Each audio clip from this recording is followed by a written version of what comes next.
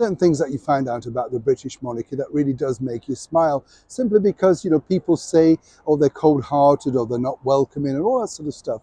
And then you kind of realize, well, look, as somebody who gets very near them, sees them in operation, you can see they are a very caring family.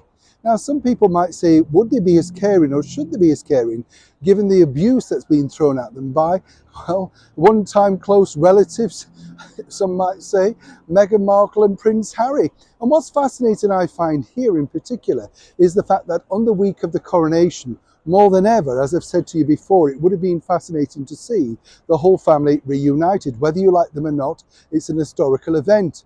As we know, Meghan Markle promised that she would do her very best to uphold all things monarchy, including not being disrespectful to the Commonwealth, all of that sort of stuff. How wise has that proven now, really?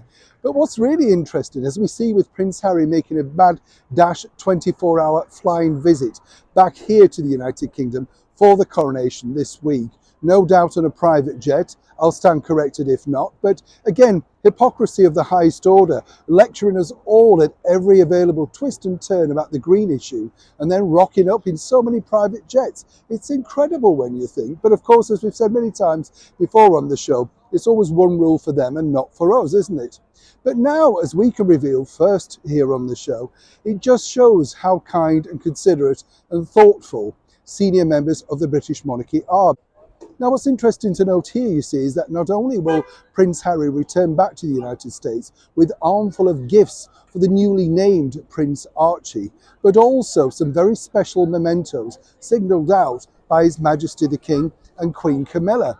You see, that's the whole point of it, isn't it? Why wouldn't he do this? It's all about being kind, caring, and inclusive of each other.